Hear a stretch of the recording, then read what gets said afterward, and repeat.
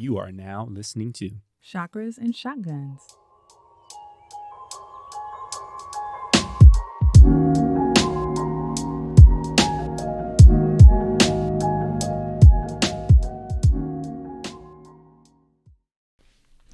Welcome to Chakras and Shotguns, the podcast that guides you on your journey of spiritual development and personal preparedness. I'm Jen, a former lawyer, now wellness entrepreneur, and tarot card reader.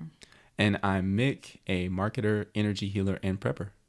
Have you ever wanted to control your dreams, maybe get out of a nightmare, or even just better remember your dreams? Today we're getting into lucid dreaming. We're talking about how you can be more aware even when you're asleep. But before we get into that, we do want to remind you guys that my lovely wife over here, Jen, is doing special love tarot card readings for February. You can use code VDAY25 to get 25% off at chakrasandshotguns.com/readings. Very exciting.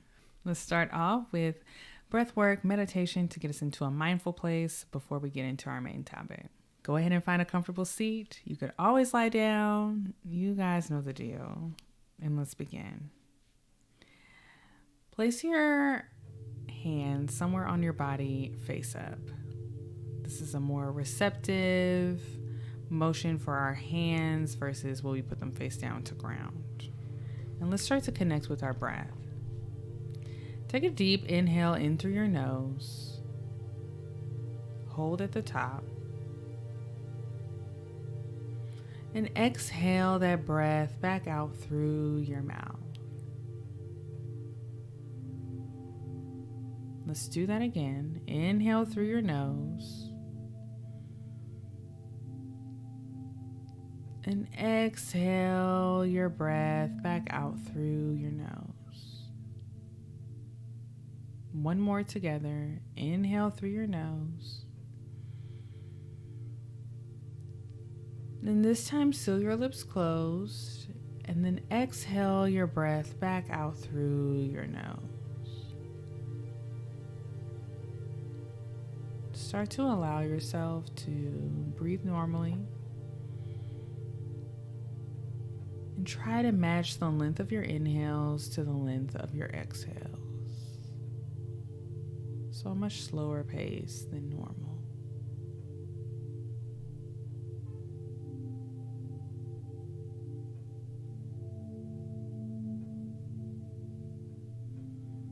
And as you focus on your breath, start to feel that familiar sensation of dropping in, where you're only focused on my voice. Maybe you start to feel bodily sensations, like you're tuning out the things that are around you, the constant sound inputs.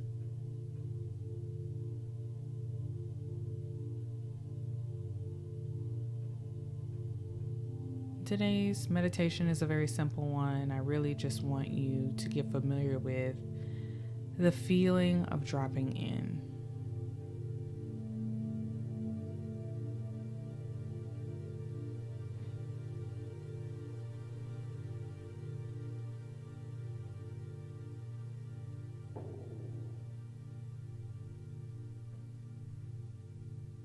We're going to finish this time together with a mantra, an affirmation.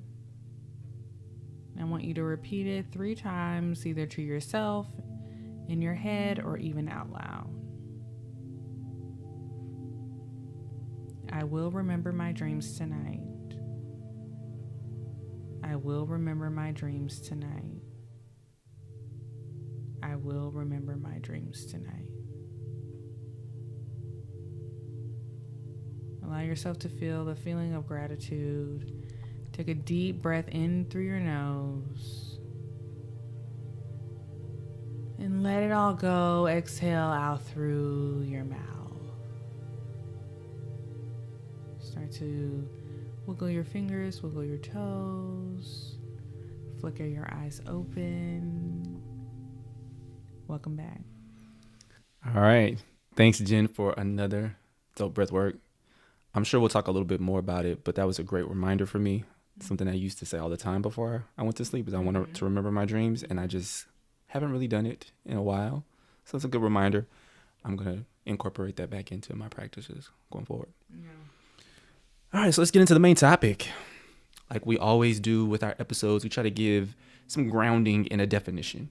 So what is the definition of lucid dreaming? Well, lucid dreaming is simply when you're in a dream, but your consciousness is almost as if you're awake, right? You're dreaming and you're physically asleep, but you can actually control what's happening in your dream. Mm-hmm. This is not to be confused with sleep paralysis, but they might be related. We did a little bit of research into this. The difference is sleep paralysis is when your mind is awake, but your body is not. This has actually happened to me. Have you ever dealt with? Okay. Mm-hmm. Yeah, so your body can't move and it's paralyzed, but your brain is awake. And it can be very scary and you may see things, but you feel stuck. Yeah, this happened to me. It's happened to me once, like a very strong instance of sleep paralysis. I was single or we were dating, but I was living alone. Yeah. And it was shortly before I needed to get up to go to work, and I felt a man standing over my bed. I know what he looks like, and I felt like he wanted to do me harm, and I could not move, and that shit was terrifying, and I just felt like I was screaming, and then when I got out of it, I like couldn't shake that for like a few days. It was very, very scary. That's really interesting. And I think it just kind of hit me because I know how you experience spirits, right? Like you can see them. Mm-hmm. And mine is more, I like feel spirits. And so in my sleep paralysis, I didn't see anything physically. I actually felt the presence of something. And I started hitting the, like, I rebuke you in the name of Jesus. You know, I was hitting some of those prayers and whatnot. But I knew something was in the space. And so it's like, what does that really mean about sleep paralysis then? You know what I mean? Like, yeah. Did you feel like malintent? Like they felt... Oh, yeah. I was rebuking them. Like you need to you leave. I said. It's like, you need to leave, sir. Or ma'am, whoever. All right. Well, that's a little bit of an aside. But let's get into more of dreaming in general, like the power of dreaming and how dreaming works. And we're talking about fun things. We're keeping it light. Sleep, though, you know. That was a little darker side. We're going to come back to the light over here. Okay. Yeah. So we want to talk a little bit more about dreams and how dreaming works. Mm-hmm. Researchers say on average that we dream about 2 hours per night. Okay. Like a movie? A little bit like a movie. I feel like I'd be dreaming a little bit longer than that, though. Like I'm giving y'all How would you know? I don't know. I just feel it. You know? Mm-hmm. I feel like I'm giving y'all a 3-hour epic, you know? Okay. Just like you felt like you knew when our first child was going to be born. I got the month right. Well, you were 2 weeks off. It was the last day of the month, though. I knew. Okay. I knew what time it was going to be. So anyway, you have two different sleep stages. You have the REM or rapid eye movement. So, you know, you sleep and your eyes moving all over the place, you know, like you're getting a download in the Matrix when they put the thing in your back of your head, you know, boom. And then you also have the non-REM or the non-rapid eye movement.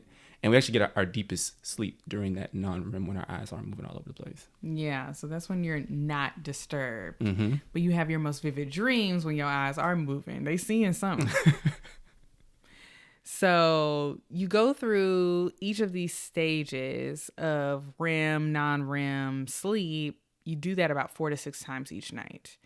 And the full cycle is about 90 minutes long, which I think that's why people were like, oh, you should aim for like a 90-minute nap so you can get through a full cycle. Yeah. And as an avid napper, what? Nap queen.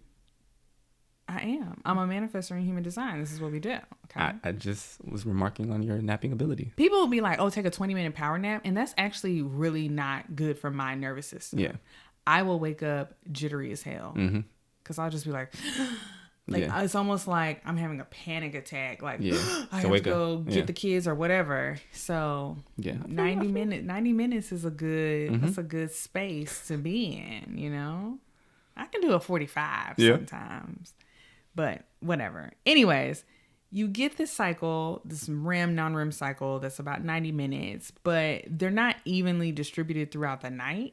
So like you don't you can't say like I'm going to bed at 10 and then 11:30 I'm gonna be done with this cycle. Yeah. Which also kind of like debunks my whole theory about naps. But you know what? Do what works for you. But you're more likely to have more REM sleep in the second half of the night, which is why you may have really vivid dreams right before you wake up in the morning. All right. Yes. So if you're not remembering your dreams, though, it's probably that you're like sleeping through like that cycle, right? You're sleeping through and like you're not having it right before you wake up, and like that's not remembering them. So we'll get into, as I said earlier, we'll get into some things about how you can have better dream recall. Yeah. And part of it might be your sleep hygiene, right? Yeah. So sleep deprivation, poor sleep quality can lead to all kinds of disorders, including things like heart disease, Alzheimer's, and dementia. Yeah. So if you're feeling like you don't dream or you don't feel like you have restful sleep, I think it's like really important to really look at your sleep hygiene and what you have going on around that. You might need to do a sleep study. You might have sleep apnea. Yeah. You might need that mask. I feel like some people are like, oh, I'm just not a good sleeper, or I'm a very light sleeper, or I don't need that many hours. And like, sleep is so crucial to wellness that I think it's like really overlooked. So what are some things that can potentially impact like your quality of sleep, and specifically like your REM when you're trying to get those dreams off? Okay. So we have alcohol and caffeine intake, particularly before bed. So I notice, if I'm getting loose in a goose, don't get me started, that I sleep terribly if I overdrink. Yeah. Like I can have, maybe a couple glasses of wine, you spread it out, but like I get really hot. I don't feel well rested at all. I don't feel like I slept at all. Even if, I day drink, like it's not even about the hour that I went to bed. Yeah. So being very, very mindful of that. How you wind down before bed. So lots of scrolling social media, watching TV. There's all these, I feel like there's a bunch of videos and TikToks or whatever about the blue light and taking that in. Some people say like, don't watch anything on a screen for like an hour before you go to sleep. Yeah. I read a lot on my phone, so that's difficult. I'm laughing because when Jen and I first got married, I was very much a sleep timer guy. Oh, Lord. So I would have the TV going, and it was like I had to put it on something that I wasn't too interested in because I didn't want to watch the TV. I just needed it on in the background. I have it, and I'll set the sleep timer for like 30 minutes or whatever, and it would lull me to sleep. And she used to hate this. We don't have a TV in our bedroom anymore now, so we got over that. But I would just like to point out, okay, so it needs to be pitch black dark, no sounds, eye mask preferred for me to go to sleep. That's how I've always gone to sleep. And then him integrating this sleep timer nonsense. And I have to go to sleep listening to some jibber jabber in the background.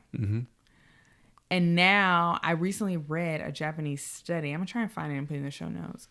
I didn't read the whole study, but I read an article about it. And they were saying that even the smallest amount of light and sound can disrupt your sleep. And we know that sleep hygiene is important. And we know that it can have negative effects. And I just want to know, for those, 6 years, 5, 6 years of our marriage, 7 years? Yeah. What will you say at my funeral now that you've killed me? All right, B. It's only for 30 minutes as we were falling asleep. Those 30 minutes every day, they add up. Anyway, how about we keep moving along and talk about some other things that could impact sleep hygiene, okay, ma'am. So I turn off Bluetooth on my phone before bed. I had a reading with a woman who was talking about like electromagnetic fields. And I didn't really research this at all, but her theory was that Bluetooth signals are always out there because they're always looking to be picked up, to be received somewhere. So when the Bluetooth is on your phone, when you get in your car's like, oh, bim, bam, boom, there's a signal. Yeah. I got you. Yeah. Let's listen to Meg Thee Stallion. Yeah. And if my phone is constantly doing that, it's constantly sending out a signal or waiting to be picked up by something else or listening for something else. Yeah. What could that be doing for sleep? So I created the shortcut on my phone that on an iPhone that it automatically disables my Bluetooth at a certain time. Which when I'm running in the streets, I have to remember that if it's after 10, I got to turn my Bluetooth back on. But that's not often. Yeah. So I turn that off, and I notice a difference in my sleep. So I need to make a video on how to do that. No, you did the same on my phone. And I mean, I think I noticed a difference. It could be totally placebo effect, but I'm not going to stop doing it. So, like, what's the worst that could happen? Like, I got to turn it back on if I need to connect and it's after 10 p.m. Like, yeah. Whatever. So, yeah, I think it's a good idea. And then the final tip is to create a relaxing sleep environment. We already talked about eye mask. I like earplugs, but you have to be careful with that because you don't want to do too much in your ears. But it's really because I have a personal phobia of a spider crawling in my ear. And that has happened to people. And so there's that. A new thing that I'm doing is taping my mouth closed. She be looking crazy. I need to do a video on that as well. I do look insane. I am a mouth breather when I sleep. You know, the lips is juicy, baby. You know, sometimes they just hang. And the theory is that when you tape your mouth closed, you're getting more oxygen to your brain. So like your brain is better oxygenated. When you wake up, you have more energy.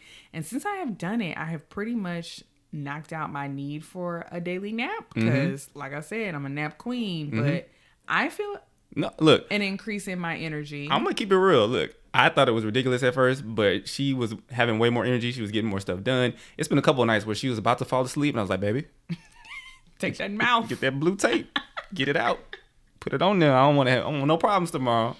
So it's been a good look for you, I'd say. Thank you.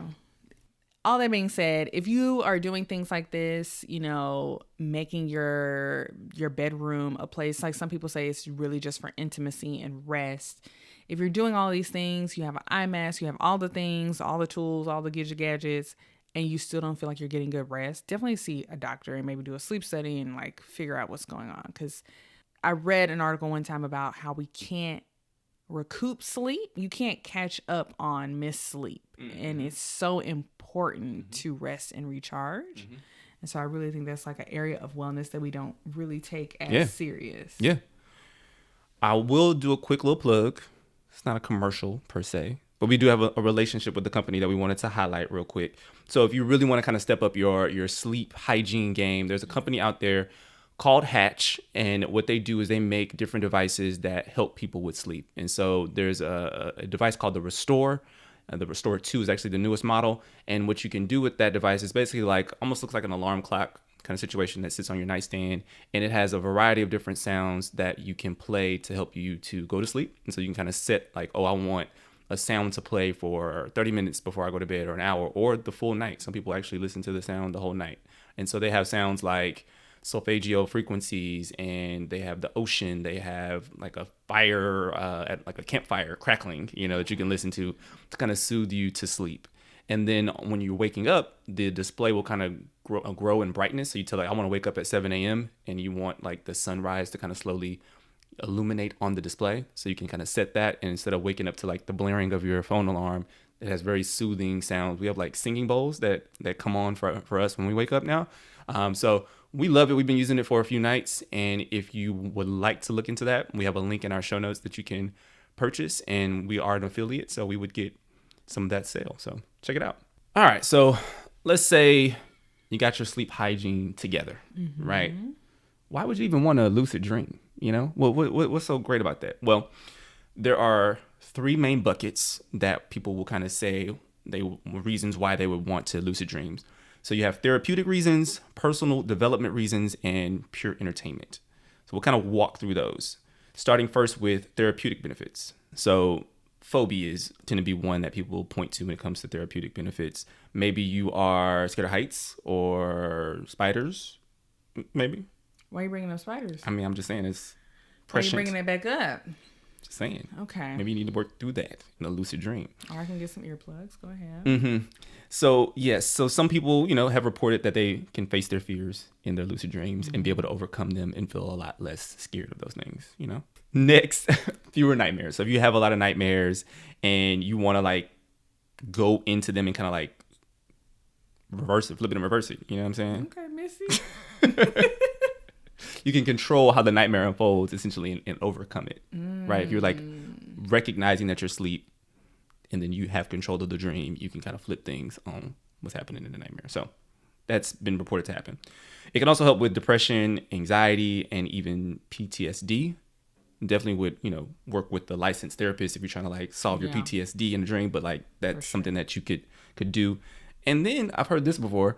Some people go get free therapy in their lucid dream. So they'll like create a character that's a therapist and they will sit on the couch and like in the dream talk out their problems and get free therapy. So that sounds wild to me, but some people do it. Now that sounds amazing. That does sound amazing. I kind of feel sad about the state of the world. That it's like I have to learn how to lucid dream to get mental health care. Yeah. But if it works, it works. Yeah.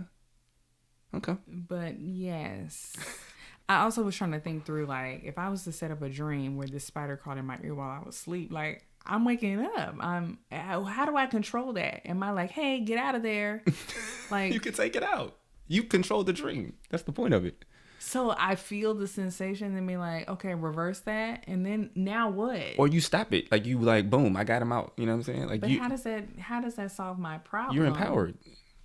But when I go to sleep the real world, we can take this offline. You know what I'm saying? You trying to solve your trauma right now on the show. I'm trying to, educate people on lucid dreaming. So can we get back to that? Okay, I'm fine. Whatever. All right, moving on to personal development. So you can practice a new skill. I'm interested in this one because I've talked about it before, but we are in the process of learning French. Je parle français. Oui. Je parle très bien français. Oui. Mm-hmm. And so some people will practice new languages. Some people will work on a new instrument, like learning piano. Some people will work out, which I have heard about that in the biology of belief, not with lucid dreaming, but just like visualizations of like doing like, what are these? Bicep curls. Yes. And then actually when they measured it, they were doing them in their mind and then they ended up being stronger or like practicing piano in their mind, and then they ended up being more skilled at the piano. Yeah. And so like doing lucid dreaming, like how does time unfold in that way? Yeah. And you're practicing these things. That's really cool. Man, so my mind just went on a little bit of a tangent. Okay. So I wonder, RIP, but Kobe Bryant, if he knew about this. Because everyone talks about how Kobe Bryant was always outworking everybody. Like he would get 2 workouts in before like the rest of the Redeem team that even like woken up, right? Like he's like always working. He was like, if I can outwork you, if I can do more workouts than you, like you'll never be able to catch up to me. Okay. So I'm like, man, what if he knew about lucid dreaming, was like shooting free throws, like getting in more work? Like I feel like that's very Mamba, but that's a total aside. It's just something that came to my mind as you were talking about that. Maybe. Is that the joke? They're like everybody, like all of these masterminds, they're like sleeping and working at the same time. And then when they say that, like they were like, I eat, sleep, and breathe. They sleep. Mm-hmm. Message is right in front of you. Right there. Da Vinci Code. Went over your head. Whose head? Everybody. Oh. I was like, what? I got it. Yeah, so there's also hypotheses that sleep and dreaming, it's a way for us to cement memory from like everything we took in that day. So it's like you practice something or you learn some new vocabulary in French, and then you go into a dream state and you're practicing that new language, right? Mm-hmm. Then there's creativity. So in your lucid dreaming, you have access to your subconscious. Like, is there something creatively? Yeah. Lord, sound it out. Creatively that you're trying to master or work on, or if you're an artist or a writer or an aspiring rapper, I don't know, you want to work on your mixtape, do it in your dream. Save on the studio time. You need some ideas for a project that you're working on. Yeah. I kind of feel like that came up. We talked about that episode before on Dave, where he was in like this immersion tank. Yeah. And it kind of felt like he was maybe dreaming, meditating, or just high. We don't know. Right. The lines can get blurry, but that he ended up meeting with his higher self who like gave him all these bars. And he was like, I have bars for you. Mm-hmm. You just have to like open yourself to them. Yeah. All right. So if you don't want to work, you know, want to take some time off, you can just literally go lucid dream for pure entertainment. And so the first thing that comes to mind, this is something I do all the time when I'm lucid dreaming. Whenever I realize I'm lucid dreaming, I start flying. I'm like, I get my, you know, Soldier Boy Superman, like I'm out here in the air, in the clouds, loving it, right? That's like my personal favorite thing to do. So, you know, you can just do stuff like that. You can run around real fast. You can go see stuff, go into space, look around. In addition to flying, you know, maybe you want to go on a date with like Halle Berry or like an Ananda Lewis. I'm just saying maybe those could be some of your Ananda Lewis. You know, okay. Maybe that could be one of your secret crushes that you always wanted to go on a date with. Maybe. I'm just saying. And so you know you can ask them out in the dream world. You know what I'm saying? Okay. You know, you do realize this is our podcast and not your personal diary. I thought it was a safe space. Ananda Lewis was very specific. A baddie. But okay. Fine. That's fine. No judgment. I'm just speaking from, they say teach from experience. The last thing I'll say is some people like to like build cities. Like you can get your little Sim City on. Did you ever play Sim City? I did play Sim City. I played Sim City too. So you know you just like mess around and build worlds and like even like Inception, right? He was like building worlds and stuff and puzzles and stuff. So yeah. Okay. Enjoy that. Okay. Have fun with it. Now we did watch a Korean Netflix movie. Let's just talk about how the Koreans be doing the damn thing, because the movies, the dramas, the comedies, they give it to you. The action, the plot. The movie's called Lucid Dream. That's the English name. That's the English name, yeah. It's a little on the nose, if you ask me. It's on Netflix. It's really, really good. It's about a man, a journalist whose son was abducted. He thinks his enemies abducted his son because he was like kind of a journalist that was like exposing people.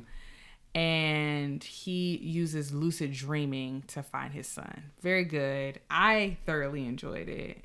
Yeah. I thought the ending was going to be different. Yeah. You thought it was going to be like a little like Inception type ending. Yeah. But it wasn't. But it was very good. Very good. All right. So we talked a lot about the benefits, fun things you can do, dates you can go on, all that. How do you actually do lucid dreaming? So there are multiple methods, including one where you wake yourself up every 2 to 3 hours. Y'all know how we get down. That's not really what we about. So, yeah. We have these kids. And if you're waking yourself up, you can accidentally wake them up too. Yeah. Because sometimes they hear that alarm and it's like The Walking Dead. It's yeah. They're like, oh, somebody's up. I need to be up too. So I need all of my sleep. So that's not really what I want to do. There's like a method where you're constantly checking, even in your waking hours, if you're awake and that you're aware. And that one felt very Inception-y to me. That also, like, I don't really play around with like consciousness and awareness like that, because I feel like you might send yourself into like a land of Delulu. And the last thing we need is anybody going on a psychotic break. Okay. Exactly, So don't do that. Do that. All right. So yeah, there's 2 methods that we're going to talk about today. First one we'll do is actually called the mild method. It stands for the mnemonic induction of lucid dreams. So for this one, you're setting an intention before you go to bed, similar to what Jen did in the breathwork section. Okay. And here's how you use it. So as you fall asleep, think of a recent dream, and you're going to identify what's called a dream sign. And that's something that's irregular or strange in the dream. So like the ability to fly, like I talked about how I love to fly. That's how I know when I'm in my lucid dreams. Okay. Think about returning to the dream. Acknowledge that the dream sign only happens when you dream, and tell yourself, the next time I dream, I want to remember that I'm dreaming. And then you recite that phrase over and over in your head. Then you go to sleep. If you wake up after a dream, follow the same steps since you had a dream. The other tool for lucid dreaming, and this is one we try to do, is dream journaling. So we've said before a long time ago that a dream is not just a dream. There may be messages, lessons that you need to learn, people who might be trying to speak to you. And so maybe your subconscious, your higher self, your spirit team, your angels, your ancestors, all of them trying to tell you something. So when you wake up, write it down. It's the most vivid right when you wake up, right? So when it comes to lucid dreaming, you're forcing yourself to remember your dream because you want to force that awareness of being in the dream. And so you might start to notice a pattern of dream signs, and then you can kind of incorporate them if you want to do the mild method. And so then you're increasing your awareness of your dreams. And then the last tip is that you should also revisit and reread your dream journal often. This is something that I don't really do. I kind of set it and forget it. And there may be stuff in there that I'm like, oh my gosh, I completely forgot that I had a dream about this. What's really cool though about what you do when you journal in general, including dream journaling, is like you'll go back and open your journal, and like your intuition almost like puts you on a page. It's like you need to read in that moment. Yeah. So that's really cool. So, and then I'll be like, I do not remember writing this at all. So some people have reported feeling like better and like more energized when they wake up after lucid dreaming, but there are others who get a little bit more tired. So like pay attention to how you're feeling when you're lucid dreaming. Like if you're starting to wake up a lot more tired, then like kind of chill out on a little bit. Don't do your little recitation of I want to remember my dream. Just kind of let yourself chill and relax. I think I also like, there have been times where, especially when we were really experimenting with like lucid dreaming and astral projection and all that kind of stuff, and we were like real tired. And I think it was Melanie. It was either Melanie or Kira. I think it was Melanie. Our faves told us like, you're doing too much. Like your spirit and your brain in some ways is like still awake. You need to give yourself that time to rest. Yeah. And so the times that I was like really tired, either I would be like, hey y'all, it's night time. Everybody need to be quiet. Everybody need to go to sleep. Or I would be like, I want this sleep to be restful. I want to have deep, restful sleep. I don't necessarily need to get any messages for dreams. So almost kind of like setting the intention for your sleep before you go to bed. Yeah. So I'd also add to that, like definitely stop experimenting with lucid dreaming if you experience any of these symptoms. So sleep problems, like we said before, difficulty falling or staying asleep. If you start to disassociate or you're not like aware that you're actually in reality, like chill out on that, set your intention to go to sleep.